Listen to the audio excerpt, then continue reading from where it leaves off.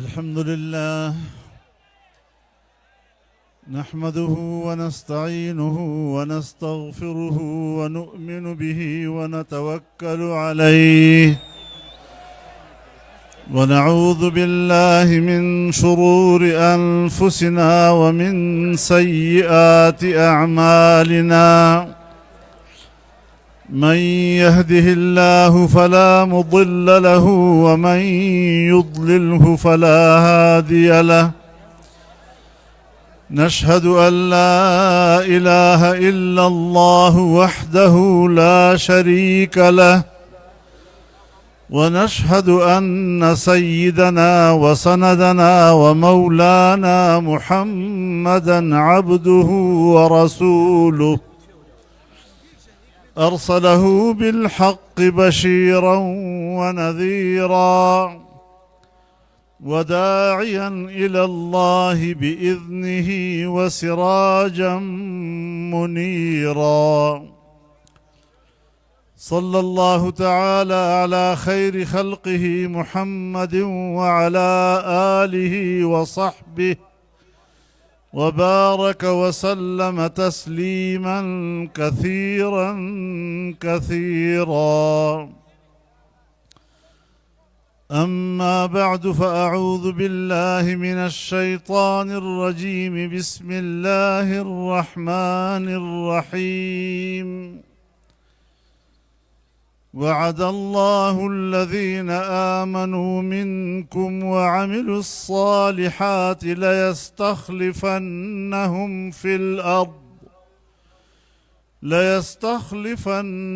في الأرض كما استخلف الذين من قبلهم وليمكنن لهم دينهم الذي ارتضى لهم وليبدلنهم من بعد خوفهم أمنا يعبدونني لا يشركون بي شيئا ومن كفر بعد ذلك فأولئك هم الفاسقون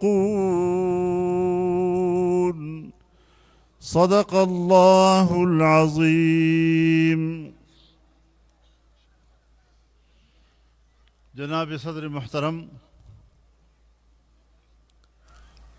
دما ډیرو ګرانو درنو او ډیرو قدرمندو مسلمانانو ورونو په پښین کې نن دغه جلسه د پښین د تاریخ ټولو نه لویه جلسه ده. تاسو چې په کوم اخلاص په کوم محبت او په کوم جذبه په دغه جلسې کې شرکت کړی ده دا مول اسلام سره مینه له جمعیت علماء اسلام سره مینه او په جمعیت علماء اسلام باندې د کلک اعتماد او باور اعلان ده او انشاءاللہ دا اعتماد بطر قیامت پورے قائم اور دائم انشاءاللہ. میرے محترم دوستو، پښین کی تاریخ کا یہ بڑا جلسہ آپ کے اعتماد میں بہت بڑے اضافے کی علامت ہے. دنیا کی کوئی طاقت ہمارے اس رشتے کو نہیں توڑ سکتی اور انشاءاللہ یہ رشتہ اور مضبوط ہوتا رہے گا انشاءاللہ. میرے محترم دوستو، یہ جمعیت علماء اسلام کا ناقابل تسخیر قلعہ ہے اور دنیا کی کوئی طاقت جمعیت علماء کے اس قلعے کو فتح نہیں کر سکے گی انشاءاللہ. آپ کے سامنے رکاوٹیں ڈالی گئیں جس کا تذکرہ ابھی ہوا، لیکن کوئی رکاوٹ کارگر ثابت نہیں ہوئی اور اللہ نے آپ کے لیے راستے کھولے، حالات بنے اور ہم آج پوری دنیا کو اس میدان سے ایک پیغام دینا چاہتے ہیں۔ میرے محترم دوستو، جمعیت علماء اسلام ایک تحریک ہے۔ جمعیت علماء اسلام جہد مسلسل کا نام ہے۔ جمعیت علماء اسلام ایک قابل فخر ماضی ہے۔ جمعیت علماء اسلام ایک تابناک تاریخ ہے جس کے پشت پر 200 سال سے زیادہ کی قربانیاں ہیں، اور انشاءاللہ یہ تحریک آگے بڑھے گی اور اپنے مقاصد تک پہنچے گی انشاءاللہ۔ میرے محترم دوستو، پاکستان کی تاریخ دیکھ لیں۔ وہ پاکستان جو اسلام کے نام پر بنا، لیکن اسے آئین نہیں ملا، اور جب آئین ملا تو جمعیت علماء اپنے 7 اراکین کے ساتھ مفکر اسلام میرے قبلہ گاہ رحمہ اللہ کی قیادت میں اس نے پاکستان کو ایک اسلامی آئین دیا۔ پاکستان میں اسلام ایک مملکتی نظام قرار پایا۔ ملک کو اس بات کا پابند بنایا کہ یہاں قانون سازی قرآن و سنت کے مطابق ہوگی۔ قرآن و سنت کے منافی کوئی قانون سازی نہیں ہوگی۔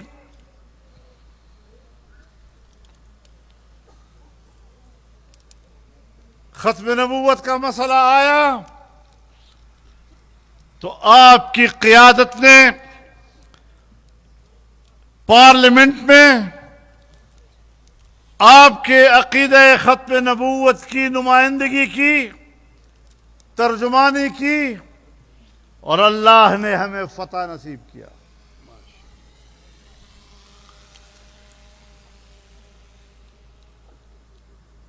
الیکشن کے بعد جب شین میں پہلا جلسہ ہوا تھا اور میں آپ کے پاس حاضر ہوا تھا تو ہمیں ایک شکایت تھی کہ سپریم کورٹ نے ختم نبوت کے حوالے سے ایک غلط فیصلہ دیا ہے، لیکن ملک میں ہنگامہ ہوا اور پھر مجھے عدالت میں بلایا گیا، سپریم کورٹ میں، اور چند گھنٹوں کے اندر اندر سپریم کورٹ کو اپنا فیصلہ واپس لینا پڑا، اور جس طرح ہم نے کہا، جس طرح ہم نے لکھوایا، وہی فیصلہ سپریم کورٹ سے صادر کیا گیا۔ ہم نے اپنی تحریک کے تسلسل میں نظریاتی لحاظ سے شکست نہیں کھائی۔ جو امتحان آیا، جو چیلنج سامنے آیا، ہم نے اللہ پر بھروسہ کرتے ہوئے اس کا مقابلہ کیا، اور اپنے ووٹر کو، اپنے کارکن کو، اپنی قوم کو، اس کے اسلامی جذبے کو ہم نے شرمندہ نہیں ہونے دیا۔ میرے محترم دوستو، آج جمعیت علماء اسلام پاکستان کی سب سے بڑی عوامی قوت ہے۔ میں دعوے سے بات کر رہا ہوں۔ نعرہ تکبیر! ختم نبوت کا ترجمان، پاکستان کا کا ترجمان، حقوق کا محافظ. ہم نے ایک زمانے سے عوام سے رابطہ کیا. جب بھی ہم نے پاکستان کے عوام کو آواز دی، قوم نے ہماری آواز پر لبیک کہا، اور ہم نے اپنے جلسوں کے ریکارڈ توڑے. عوام کیوں ہمارے آواز پر اکٹھی ہوتی ہے؟ پبلک کیوں ہمیں خوش آمدید کہتی ہے؟ ہم نے ابھی کراچی میں ایک ضلع کا جلسہ کیا، اور وہ ایک ضلع کا جلسہ بھی ملین مارچ کا منظر پیش کر رہا تھا.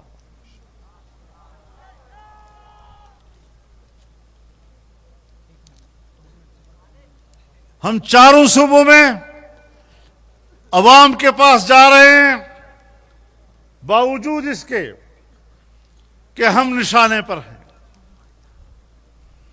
ہمارے کارکنوں کو شہید کیا جا رہا ہے،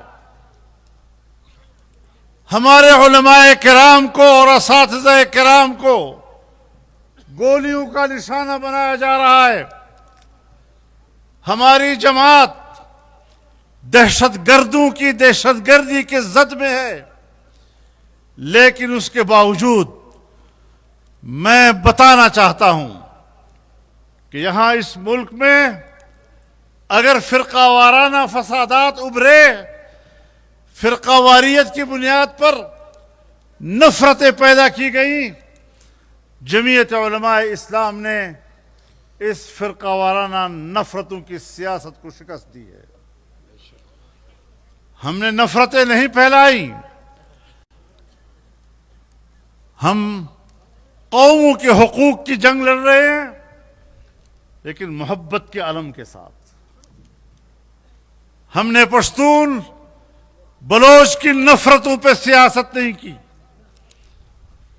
ہم نے مہاجر سندھی کی نفرت پر سیاست نہیں کی، ہم نے سرائکی پنجابی کی نفرت پر سیاست نہیں کی. ہم نے ایک قوم، ایک مسلمان قوم، ایک پاکستانی قوم، ایک متحدہ قوم کی بنیاد پر محبتوں کا پیغام دیا ہے، لیکن یہ کہہ کر کہ ہم پاکستان کے ہر صوبے اور ہر قومیت کے حقوق کے تحفظ کی جنگ لڑیں گے.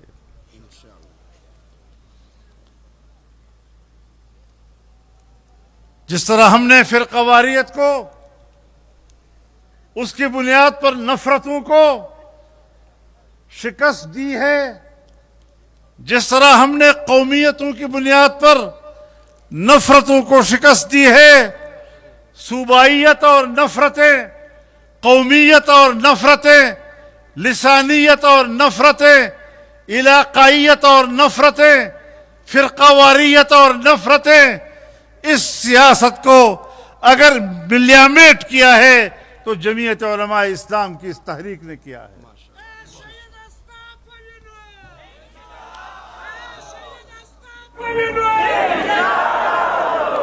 لیکن قوم کو کون لڑا رہا ہے؟ جو قوم پرست کہے جاتے ہیں، ان میں تو اتنی جان نہیں ہے. وہ بیچارے تو بس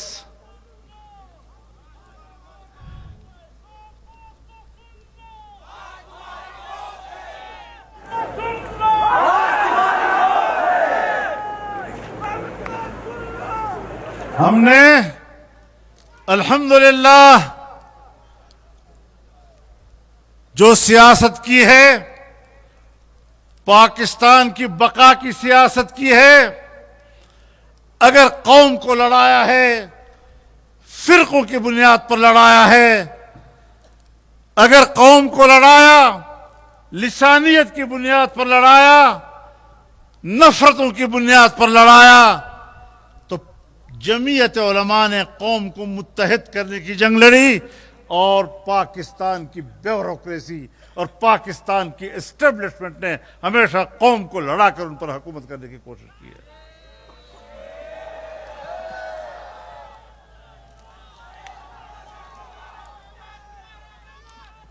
اور عجیب بات ہے، جرم بھی کرتے ہیں اور چونچ بھی اونچی رکھتے ہیں اور کہتے ہیں ہمارے اوپر تنقید نہ کرو. بھئی تم پاک ہو تو ہم آپ کو پاک کہیں گے. اور کتا زان شرمولای نو زسر باندې حکم دی.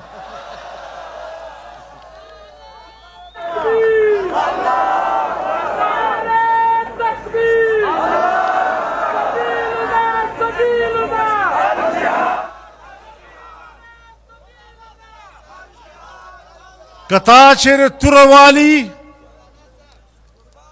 کتا چیر توروالی زدر سر ملگر آئے. ہندوستان حملہ وکڑا تائے جواب ورک ماستائل ہے. بے وجہ اختلاف نہ کہوں. کتا دے امریکہ اور دے ایران ترمن سالسی کڑی مونگ بدے مرستالان یو لارا نتا بندو. مرشو منطقے کی جنگ نگوارو. خدا سوال خام خواہ پورتا کو چھ دے مرش پالیسیان سوک جوڑئی. ہمارے پالیسی ساز کون ہیں؟ ہمارے پالیسی ساز کیا پالیسیاں بنا رہے ہیں؟ یہ ہماری عقل ہے؟ یہ پاکستان کا مفاد ہے کہ ہندوستان کا بارڈر مکمل بند، افغانستان کا بارڈر مکمل بند، مغرب کی طرف بھی آپ تجارت نہیں کر سکتے، کاروبار نہیں کر سکتے، مشرق کی طرف بھی آپ کاروبار نہیں کر سکتے، اور ایک چین کا چھوٹا سا کوریڈور ہے وہ بھی آپ نے بند کر رکھا ہوا ہے، اس پر بھی کوئی فعالیت نظر نہیں آ رہی. ایران جن حالات میں ہے وہ آپ کے نہ اچھے کا نہ برے کا، ہر طرف آپ نے پاکستان کو غیر محفوظ بنا دیا ہے، محصور کر دیا ہے. یہ کون سی عقل کی پالیسی ہے کہ آج پاکستان ایک محصور مملکت کی شکل اختیار کر گیا ہے؟ یہ کون سی سیاست ہے؟ یہ کون سی پالیسی ہے؟ دہشت گردی کے خلاف ہم جنگ لڑ رہے ہیں تو دہشت گردی تو بڑھ رہی ہے. تو دہشت گردی کے خلاف تو 3-4 دہائیوں سے آپ لڑ رہے ہیں. آپ نے سوات سے لے کر پورے خیبر پختونخوا میں کتنے آپریشن کیے، اور ہر آپریشن کے نتیجے میں آپ ملک کے لیے لڑ رہے ہیں اور ہم شاید ملک کو نقصان پہنچا رہے ہیں. مرض بڑھتا گیا جو دوا کا.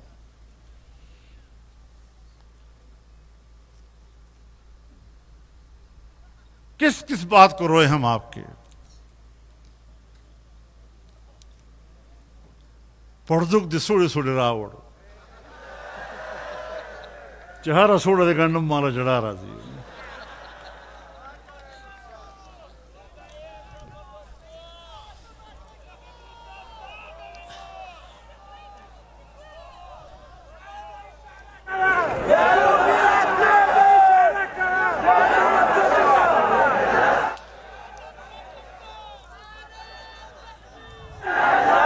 افغانستان کے دہشت گرد مراکز دی مجھ پا افغانستان کے ذکر ہم لے کو چلتا دی دہشت گرد مراکز دی نو دہشت گرد ہو پا بنو کے لتانا تانی انیولے تانے فوجی مراکز انیولل تا پا قلوئے حملے وکھلے دلتا پا خپل وطن کے تا دہشت گرد نوینے دہاغ مرکز نوینے اور پا افغانستان کی وینے حالتا زی بمبارانے کیا.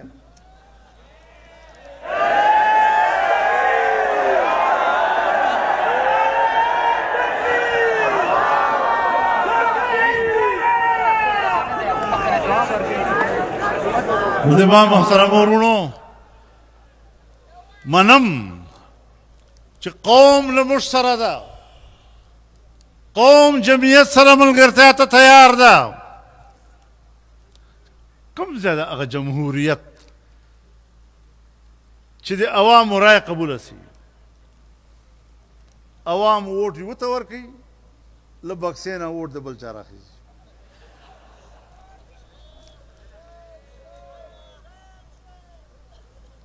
نتیجې بدلیږي.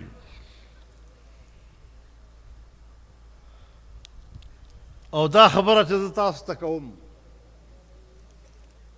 د دغو داندلیو زه په خپله هم ګواه یم او دې خلکو هم را سره منلې ده.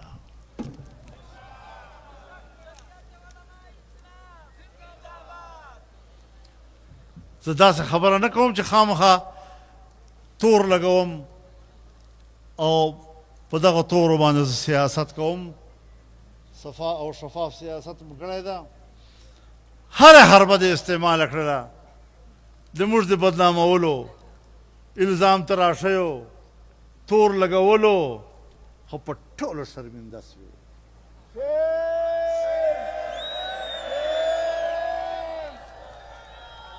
او الحمدلله نن په دومره لویه اجتماع کې زه قوم تر مخ سپین مخی ولاړ یم او ته تور مخی، ته قوم سره مختلف کولی. نعرہ تکبیر!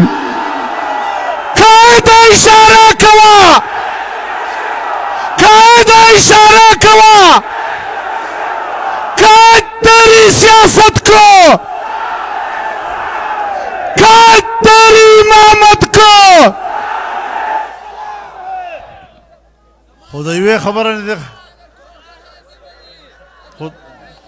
خبرې نه مو خبروم چې اوس جمهوریت دپاره هم ځای نشته. جمهوریت دغه ده چې د ټرمپ په شکل کې تاسو وینئ. نو چې دا ټرمپ څنګه خبرې کوي او دا ټرمپ چې څنګه روان یي، په دغه ډانچې کې چیرې یو ځای جمهوریت در ښکاري؟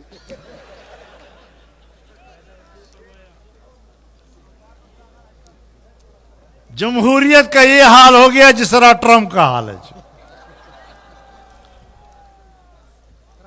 مغربی دنیا سرمایہ دارانہ نظام کو دوبارہ مستحکم کر رہا ہے، سرمایہ داریت سامنے آ رہی ہے، جمہوریت کو دفن کیا جا رہا ہے.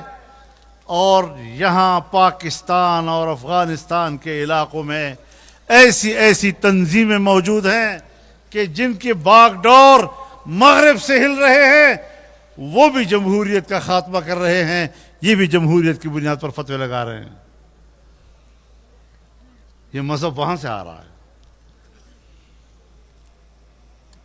یہی وہ چیزیں ہیں. اس پاکستان میں اسرائیل کو تسلیم کرنے کی باتیں ہوئی، لابیوں نے کام شروع کیا اور الحمدللہ جمعیت علماء اسلام نے کراچی میں پہلا ملین مارچ کیا اور پھر ملک بھر میں تحریک چلائی اور اسرائیل کو تسلیم کرنے کی سازشیں پاکستان میں شکست کھا گئی. یہ ہے جمعیت علماء کی سیاست.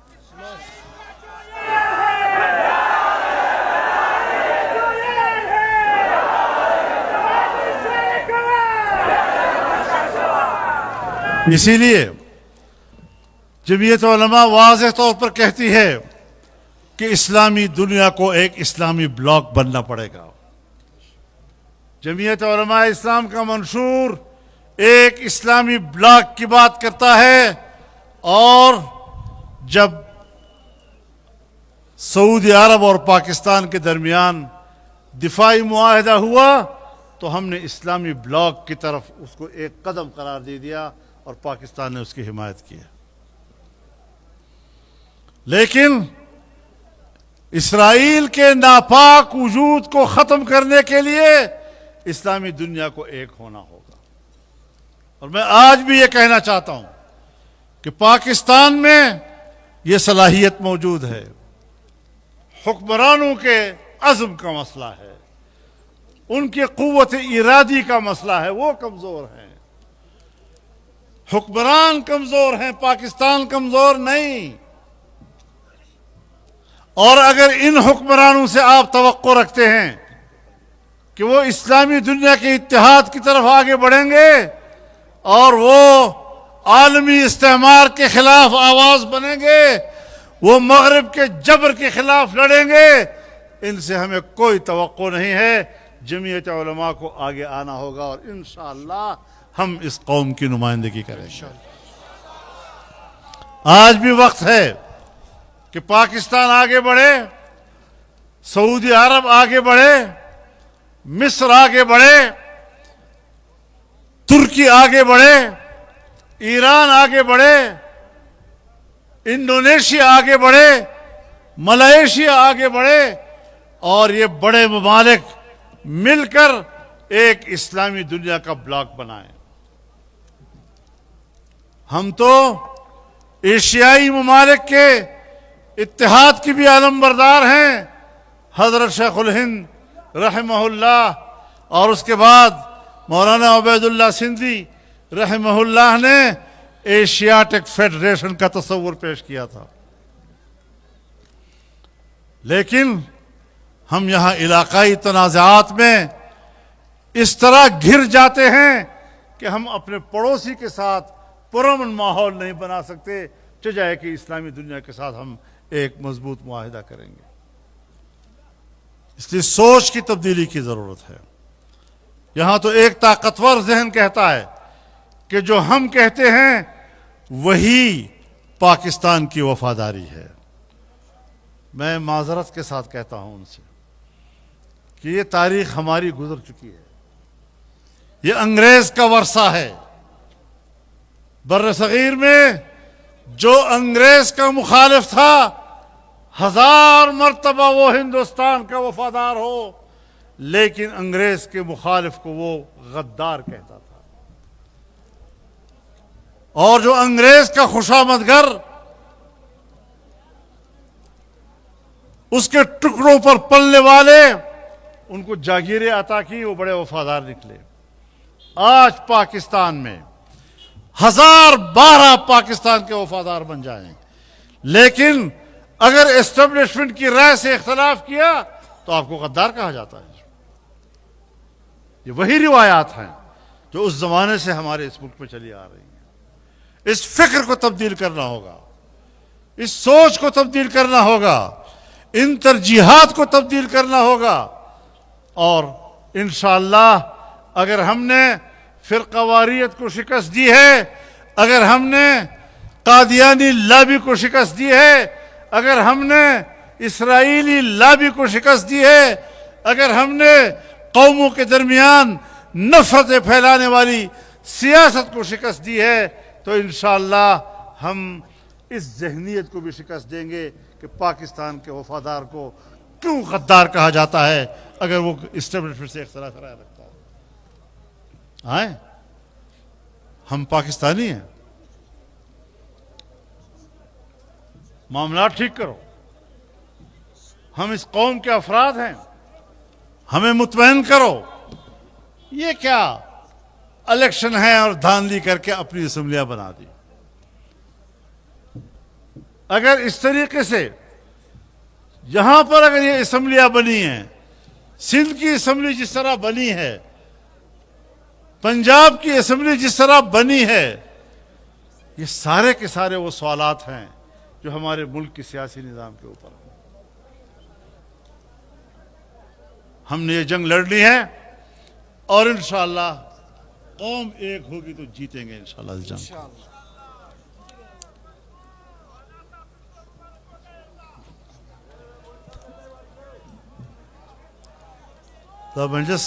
دا منجس چونکہ باہر روان دا تاسو په اردو پوهیږئ او چې کوم خلک په پښتو نه پوهیږي په هغه څه کوي تاسو باصلاحیت خلک په پښتانه یاست خو سره د دې نه په اردو پوهیږئ او چې کوم خلک اردو وایي اخبارات په پښتو نه پیږي نو د هغو به لحاظ وکړل. ما محترم ورونو،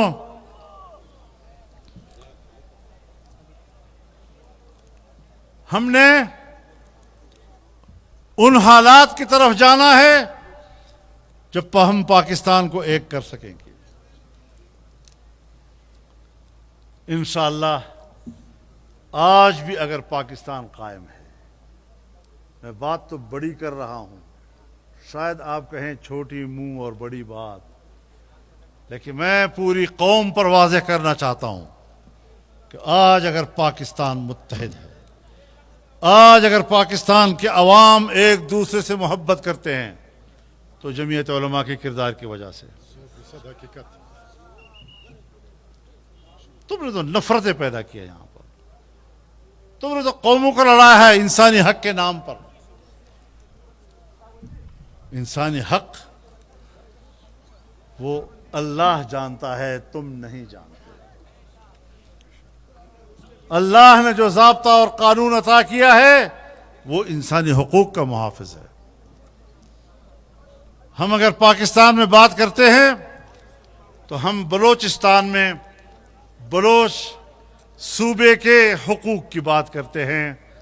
اگر ریاستی قوت نے پشتون بیلٹ کی قوموں کی زمینوں پر قبضہ کیا ہے، اگر ریاستی قوتوں نے بلوچوں کی زمینوں پر اور ان کے پہاڑوں پہ قبضہ کیا ہے، تو میں ان کو واضح طور پر کہنا چاہتا ہوں کہ ہم بلوچستان کے چاہے پشتون عوام ہو چاہے بلوچ عوام ہو، ان کی 1 انچ زمین بھی آپ کے حوالے نہیں ہونے دیں گے. نعرہ تکبیر! بلوچستان کا ترجمان، بلوچوں کا ترجمان، پشتونوں کا ترجمان، قوموں کا ترجمان. میرے محترم دوستو، آج کے حالات میں میں پاکستان پیپلز پارٹی کو براہ راست مخاطب کر کے کہنا چاہتا ہوں کہ ذوالفقار علی بھٹو کی قیادت میں پاکستان کا آئین بنا، میرے والد نے اس پہ دستخط کیے ہیں. میں تو اس آئین کو تحفظ دینے کا عزم کر رہا ہوں. آپ کے دیکھا دیکھی اگر اس آئین کو ختم کر دیا گیا، صوبوں کے حقوق تباہ و برباد کر دیے گئے، صوبوں کا باہمی اعتماد خراب کر دیا گیا، تو آپ بتائیں کہ پھر آپ ذوالفقار علی بھٹو کے راستے پہ جا رہے ہیں. 18ویں ترمیم ہوئی، مارشل لاؤ نے آئین کو جتنا خراب کیا تھا، گند کر دیا تھا، 18ویں ترمیم کے ذریعے اس کو صاف کیا گیا.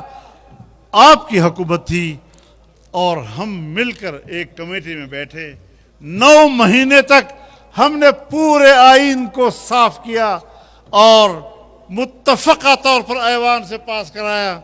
آج ہم اس 18ویں ترمیم کے تحفظ کی بات کرتے ہیں. آپ کیوں خاموش ہیں؟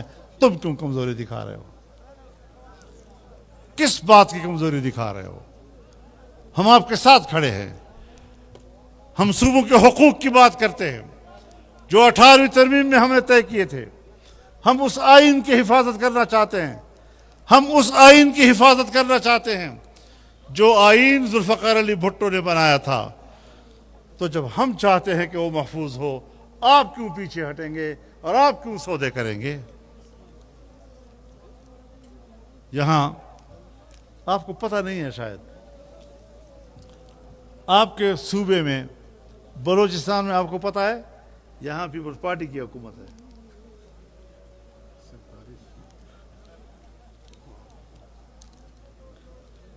آپ کو پتہ ہی نہیں ہے کہ یہاں پر پیپلز پارٹی کی حکومت ہے.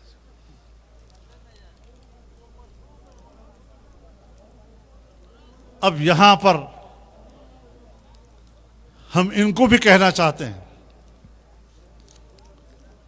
کہ آئین کو بچاؤ. جمعیت علماء اسلام نے 26ویں آئینی ترمیم میں سود کے خاتمے کا فیصلہ لیا حکومت سے. 31 دسمبر 2027 کو اس ملک میں سود کا خاتمہ ہوگا اور 1 جنوری 2028 کے بعد پاکستان میں سود کا نظام نہیں رہے گا. لیکن کیا کچھ پیش رفت ہوئی ہے؟ بظاہر ہمیں کوئی پیش رفت نظر نہیں آ رہی. ہم نے آئین میں ترمیم کرائی کہ اسلامی نظریاتی کونسل کی سفارشات بحث و تمہیز کے لیے ایوان میں لائے جائیں گے. آج تک اسلامی نظریاتی کونسل کی کوئی سفارش ایوان میں بحث کرنے کے لیے پیش نہیں کی گئی. یہ تمہاری نیتیں ہیں، یہ تمہارے ادارے ہیں. دینی مدارس کے بارے میں متفقہ طور پر قانون پاس کیا گیا، مدارس کی رجسٹریشن ہوگی اور مدارس کے بینک اکاؤنٹ کھولے جائیں گے، لیکن مسلسل مشکلات پیدا کی جا رہی ہیں. قانون پاس ہونے کے بعد مشکلات پیدا کرنا، اس سے پتہ چلتا ہے کہ تم پاکستان میں دینی مدارس کا خاتمہ چاہتے ہو. تم کہتے ہو ہم دینی مدارس کے فارغ التحصیل فضلاء کو سرکاری ملازمتیں اور روزگار کمانے کا مواقع دینا چاہتے ہیں.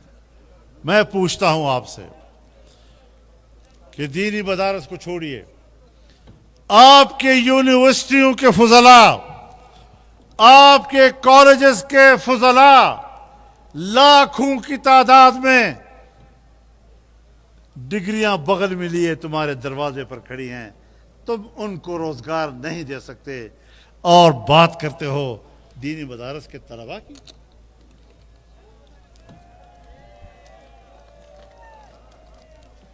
اور عجیب بات یہ ہے کہ آج کالجز کو، اسکولوں کو پرائیویٹ سیکٹر میں دیا جا رہا ہے. حکومت اور سرکار اس کی سرکاری حیثیت کو ختم کر رہی ہے، نجی شعبے کو دے رہی ہے. تمہارے انتظام میں چلنے والے اسکول وہ تم چلا نہیں سکتے، وہ تم پرائیویٹ سیکٹر میں دینا چاہتے ہو، اور دینی مدرسہ جو پرائیویٹ سیکٹر میں کام کر رہا ہے اس کو سرکاری تحویل میں لانا چاہتے ہو. پہلے اپنی ناکامیاں تو چھپا لو. اسکولوں کے بارے میں، کالجز کے بارے میں تمہاری ناکامیاں، وہاں سے فارغ تحصیل نوجوانوں کے بارے میں تمہاری ناکامیاں. مدرسوں کی فکر ہو گئی. پھر جناب شرائط لگا لیتے ہیں. مدرسے والے اس فارم کو پور کریں. کہیں ایسا تو نہیں کہ مدرسے کے اندر کوئی دہشت گرد آ جائے اور وہ پڑھے. بھائی کیا دہشت گرد یونیورسٹیوں کے دارالاقاموں سے نہیں پکڑے گئے؟ کالجوں سے نہیں پکڑے گئے؟ اسکولوں سے نہیں پکڑے گئے؟ جب کالجوں سے پکڑے گئے وہاں سے لاشیں نکلی ہیں ان کی، اور وہاں تم کوئی تبدیلی نہیں لا رہے اور سارا دباؤ آ رہا ہے صرف دینی مدرسے پر.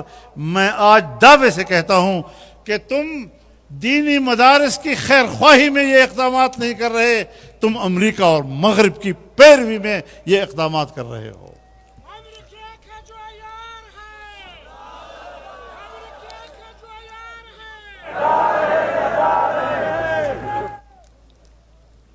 تو آج اس جلسے کے ذریعے سے ہم اپنے عزم کا اعلان کریں اور پوری دنیا کو پیغام دیں کہ تمہارا باپ بھی دینی مدرسے کو ختم نہیں کر سکے گا.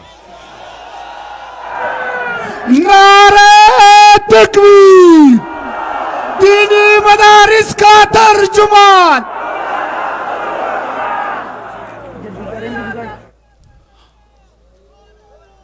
ان کو پتہ ہی نہیں ہے دینی علم کس کو کہتے ہیں. مدرسے کا اور دینی علم کا خاتمہ انگریز نے کیا. انگریز نے اپنے نصاب سے قرآن و حدیث نکالے, علماء کرام نے سنبھالا. آج بھی تمہارے ہاتھوں قرآن و حدیث کے علوم خطرے میں ہیں. تم آج بھی اس بات میں مصروف ہو کہ مدارس کو آپس میں لڑا دو, علماء کو آپس میں لڑا دو. پتہ نہیں کہاں کہاں کسی کونے کھدرے سے کسی کو نکال لیتے ہو اور کہتے ہو یہ دینی مدرسے کا محتمم صاحب ہے. بھائی ٹھیک ہے, ہمارے لیے قابل احترام ہیں, وہ علماء ہیں, ہم ان کے ساتھ جنگ نہیں لڑنا چاہتے, لیکن آپ کیوں لڑنے دے رہے ہیں؟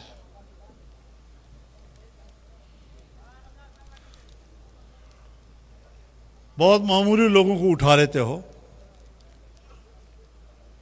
لیکن ہم بھی ہیں کہ چھوٹے لوگوں کو بڑا کہہ دیا میں نے. اکثر ایسی تکلیف کئی بار اٹھائی میں نے. کوئی مسئلہ نہیں ہے, ہم جد و جہد پر یقین رکھتے ہیں, اپنے بساط کے مطابق جد و جہد پہ یقین رکھتے ہیں, اللہ کی مدد کے ساتھ جد و جہد پہ یقین رکھتے ہیں. نیت خالص ہوں, اللہ کے دین کی سربلندی مقصود ہو, اعلاء کلمت اللہ مقصود ہو. میرے ساتھیو, آپ کی نیت اللہ کے کلمے کی سربلندی ہے, یہی جہاد ہے, اور اس کے علاوہ کوئی جہاد نہیں ہوتا.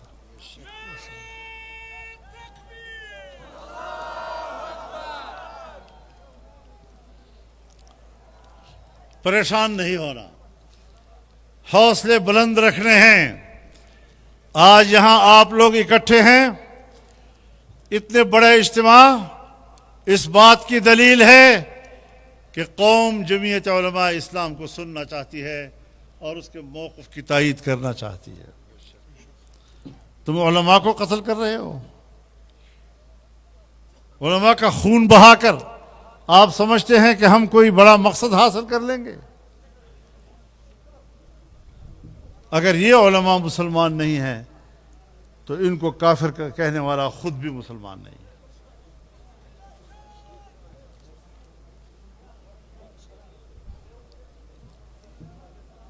آپ نے جو سروں پر پگڑیاں باندھی ہیں, یہ سر اٹھا کے چلنے کے لیے ہیں, سر جھکا کے چلنے کے لیے نہیں ہے. اور انشاءاللہ یہ سفر جاری رہے گا. دینی مدارس بھی رہیں گی, آپ کے حقوق کی بھی جنگ ہوگی. بلوچستان کے حقوق, بلوچوں کے حقوق ہوں, پشتونوں کے حقوق ہوں, ہم سب کی جنگ لڑ رہے ہیں. اور ہم اس اتحاد اور محبت کے پیغام کو یہاں آپ کے سامنے رکھنا چاہتے ہیں. پورے ملک میں یہ تحریک جائے گی, اور انشاءاللہ 18 جون کو چارسدہ میں بہت بڑا جلسہ عام جمعیت علماء اسلام کرے گی.